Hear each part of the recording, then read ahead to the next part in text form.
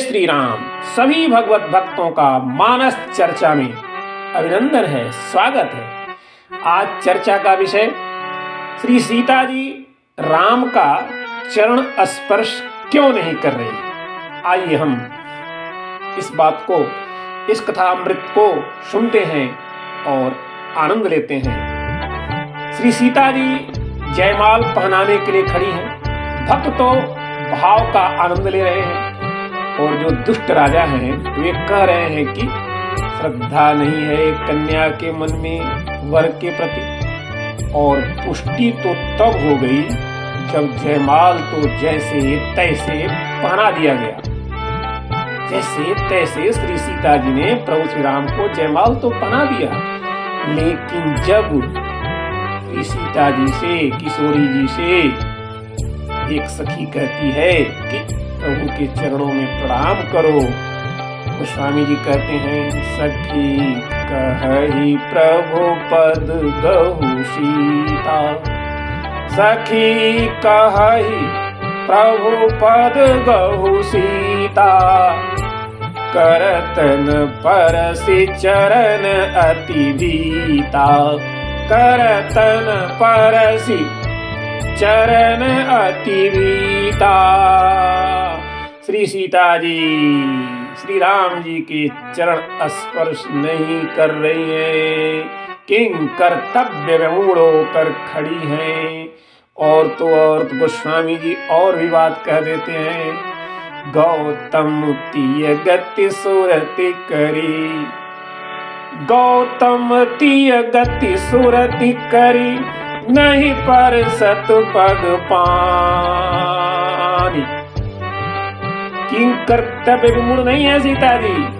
वास्तव में सीता जी के मन में गौतम ऋषि की पत्नी अहिल्या जी की सुगत दिमाग में बैठ गई, सीता जी के मस्तिष्क में छा गई।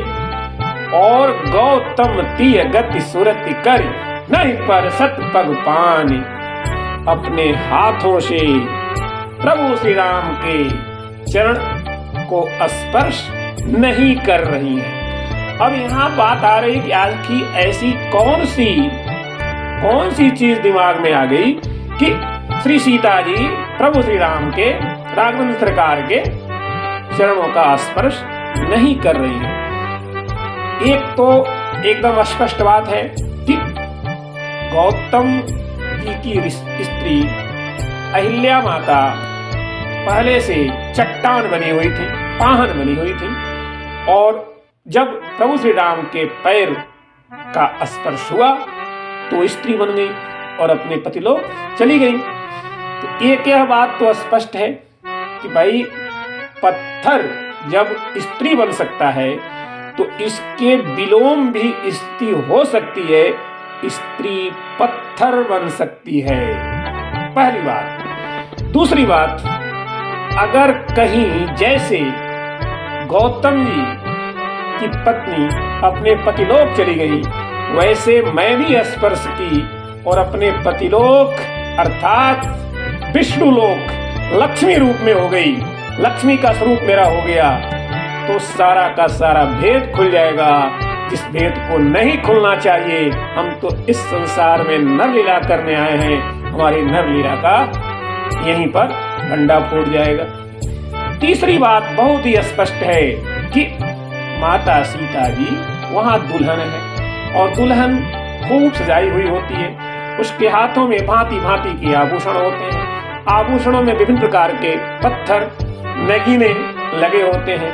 अब सीता जी यह सोचती हैं कि अगर मैंने अपने इन हाथों से प्रभु के चरण स्पर्श कर लिए, चरण स्पर्श करते समय जो हमारे हाथों में नगीने पत्थर लगे हुए हैं, सारे के सारे नगीने अगर स्त्रियां बन गई तो क्या होगा। इन सब विचार के कारण माता सीता प्रभु श्री राम के चरण स्पर्श नहीं कर रही हैं और इस बात को प्रभु समझ जाते हैं। तब मैंने भी है से रघुवंश मणि, प्रीति अलौकिक जानी। मन बिहसे रघुवंश मनी, प्रीति अलौकिक जान। इन सब कारणों से सीता जी प्रभु श्री राम के चरण स्पर्श नहीं करती हैं और जो दुष्ट राजा हैं उनके मन में दूसरे भाव आते हैं, जिस पर हम चर्चा आगे करेंगे। आज के लिए आप सभी को पुनः जय श्री राम, जय हनुमान।